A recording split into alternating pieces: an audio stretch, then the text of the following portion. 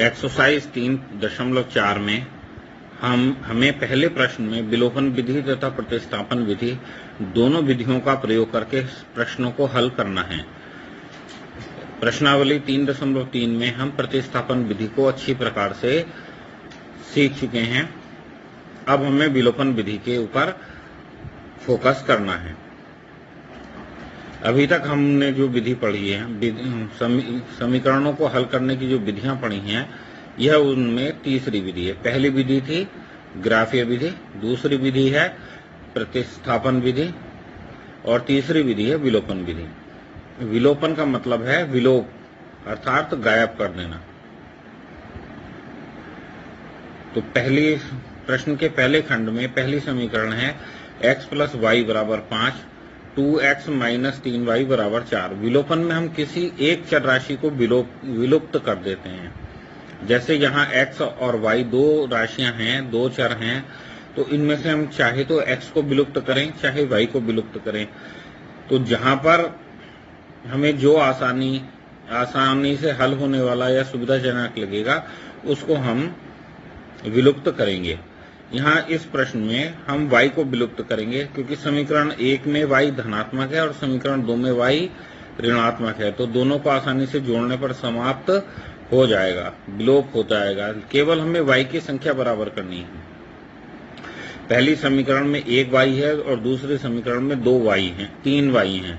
तो समीकरण 1 में अगर हम 3 से गुणा कर दें तो 3y हो जाएंगे। अर्थात समीकरण 1 में 3 से गुणा करके समीकरण 2 को जोड़ने पर समीकरण 1 में 3 से गुणा करेंगे तो x गुणा 3 3x प्लस 3 गुणा y बराबर 3y, 5 गुणा 3 15। और समीकरण 2 को हम उसके नीचे सीधे ऐसे ही लिख लेते हैं। जोड़ेंगे तो 3y एक बार धनात्मक है पहली समीकरण में, दूसरी में ऋणात्मक है, तो क्या समाप्त हो जाएंगे। 3x और 2x मिलकर 5x हो जाएंगे, 15 और 4 19। 5x के साथ गुणा में है तो पक्षांतर पर भाग में जाएगा, अर्थात बटे में चला जाएगा। तो x बराबर 19/5।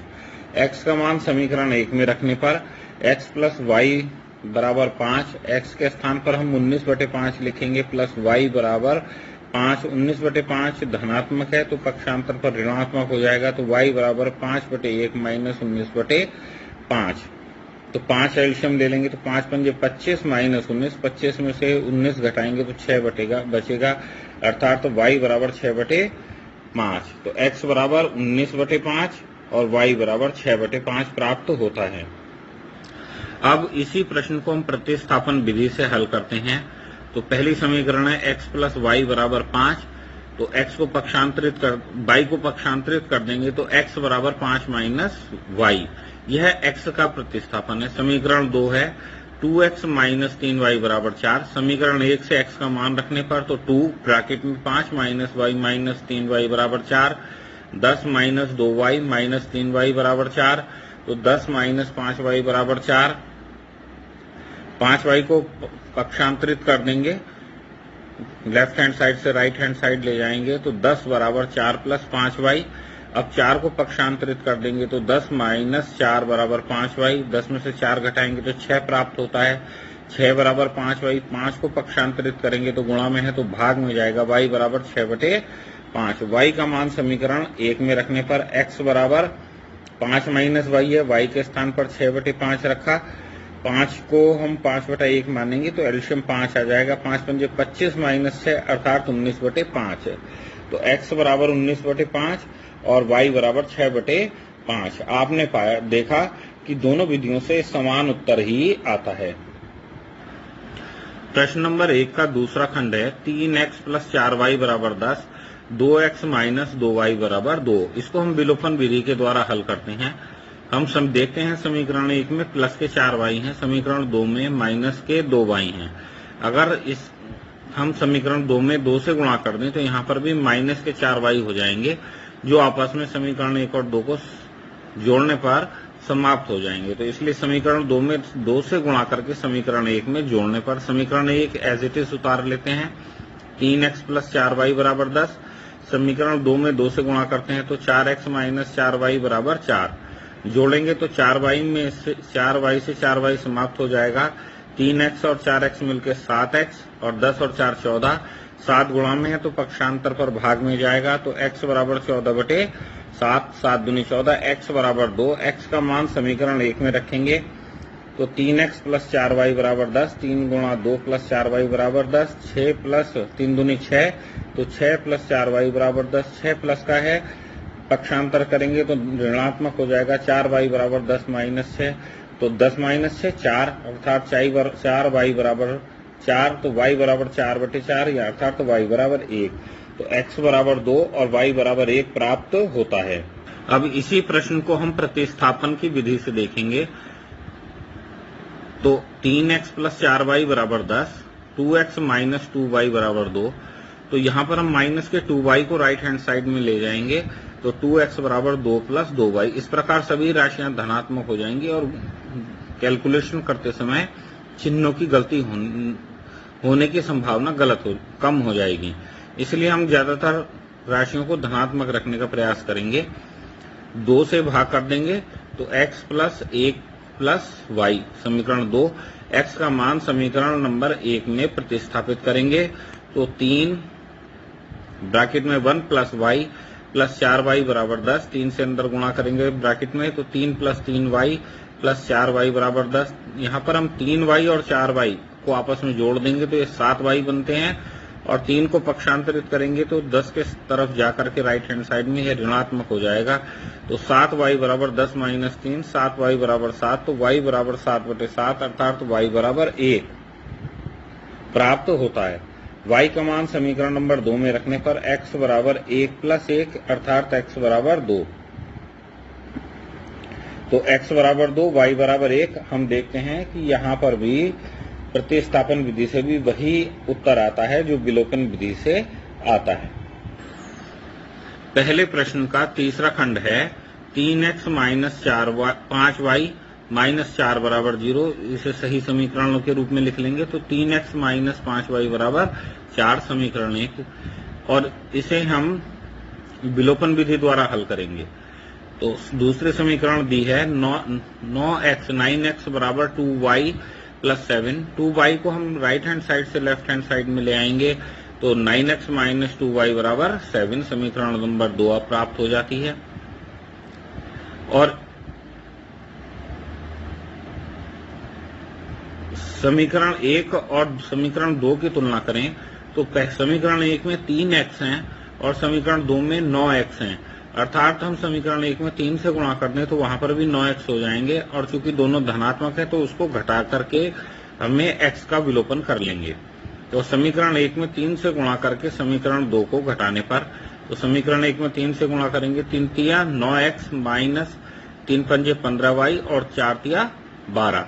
समीकरण 2 9x - 2y बराबर 7, घटाएंगे, घटाने के लिए चिन्ह बदल देते हैं, तो 9x धनात्मक से ऋणात्मक हो जाएगा, माइनस का 2y प्लस के 2y में बदल जाएगा, और 7 प्लस का था तो माइनस का हो जाएगा। 9x से 9x समाप्त हो जाएगा, -15y और प्लस 2y, तो दोनों के विपरीत चिन्ह हैं तो ये घट जाएंगे, अर्थात माइनस के 13y बराबर 12 में से 7 गया 5 प्राप्त होते हैं, तो y बराबर माइनस का 13y के साथ गुणा में है तो पक्षांतर पर भाग में जाएगा, तो y बराबर 5/-13 अर्थात y बराबर -5/13। y का मान समीकरण 1 में रखने पर 9x - 2y है, तो y के स्थान पर -5/13 रख दिया तो बराबर 7। 2 से अंदर गुणा करेंगे तो माइनस इंटू माइनस प्लस हो जाएगा, और 2 पंजे 10, तो 9x + 10/13 बराबर 7। 10/13 प्लस का है तो पक्षांतर पर ऋणात्मक हो जाएगा, 9x बराबर 7 - 10/13। एलसीएम ले लेंगे तो 13 आएगा, तो 13 सत्ते 91 - 10/13। 9x एज इट इज रहेगा, तो 9x बराबर 91 में से 10 घटाया तो 81/13। 9x के साथ गुणा में है तो पक्षांतर पर भाग में आएगा, तो x बराबर 81/13 गुणा 9, 9 9 81 की 9 बार कटेगा, तो x बराबर 9/13 अर्थात x बराबर 9/13 और y बराबर -5/13 प्राप्त होता है। प्रश्न के तीसरे खंड को हम प्रतिस्थापन विधि से हल करेंगे।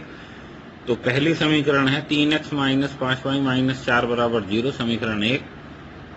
9x बराबर दिया हुआ है 2y प्लस 7, 9 को ही सीधे पक्षांतरित कर देते हैं तो 2y प्लस 7/9। तो आसानी से x का प्रतिस्थापन हो जाएगा, x का मान समीकरण 1 में रख देंगे तो 3 गुणा 2y plus 7/9 minus 5y minus 4 बराबर 0, 3 तिया 9, तो 2y प्लस 7/3 माइनस 5y, 4 को पक्षांतरित कर लेंगे तो माइनस का है तो राइट हैंड साइड में जाकर प्लस का हो जाएगा, 0 प्लस 4 यानी कि 4। 5y के नीचे 1 हम भिन्न 1 लिख लेते हैं भिन्न के रूप में बदलने के लिए, तो ये 5y/1 हो जाएगा। 3 और 1 का एलसीएम 3 होगा तो 3 से 3 को भाग करेंगे तो 3 एकम 3, 1 आता है तो 1 से 2y प्लस 7 में गुणा करेंगे तो 2y प्लस 7 माइनस और 1 तिया 3 आएगा भागफल, 3 पंजे 15 माइनस 15y/3 बराबर 4 प्राप्त होगा। तो 2y प्लस 7 माइनस 15y, तो 2y धनात्मक है और माइनस के 15y ऋणात्मक हैं तो घट जाएंगे, तो 7 माइनस 15 में से 2 गया 13y ऋणात्मक बचेंगे, तो 7 माइनस 13y/3 बराबर 4। 3 भाग में है तो पक्षांतर पर गुणा में चला जाएगा तो 3 चौक 12 हो जाएंगे, तो 7 माइनस 13y बराबर 12, तो माइनस 13y बराबर 12 माइनस 7 को भी पक्षांतरित कर दिया है, यह इधर धनात्मक है तो राइट हैंड साइड में ऋणात्मक हो जाएगा। 12 में से 7 घटाएंगे तो 5 प्राप्त होगा, माइनस 13y बराबर 5, तो y बराबर माइनस 5/13 प्राप्त होगा। y का मान समीकरण नंबर 2 में रखेंगे तो x बराबर 2y प्लस 7/9, तो y के स्थान पर माइनस 5/13 रखेंगे ब्रैकेट में, 2 पंजे 10 तो माइनस 10/13 प्लस 7, एलसीएम 13 आ जाएगा तो माइनस 10, 13 सत्ते 91, तो ये हो जाएगा 81/13, 13 नीचे आ जाएगा तो 81/13 गुणा 9, 9 9 81 अर्थात 9/13 प्राप्त हो जाएगा। तो x बराबर 9/13, y बराबर माइनस 5/13 प्राप्त होगा। इस प्रकार हम देखते हैं कि विलोपन विधि और प्रतिस्थापन विधि से समान उत्तर आ रहा है, अर्थात विधि कोई सी भी हो उत्तर वही आता है।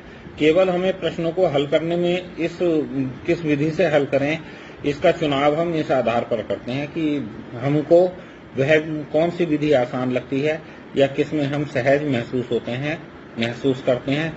जो छात्र जिस विधि से अपने आप को सहज महसूस करता है, सहज प्रतीत करता है, वह उस विधि का प्रयोग कर सकता है। अगर प्रश्न में कहीं पर प्रतिबंध आए कि आप अमुक विधि का प्रयोग कीजिए, तब आपको उसी विधि का प्रयोग करना है।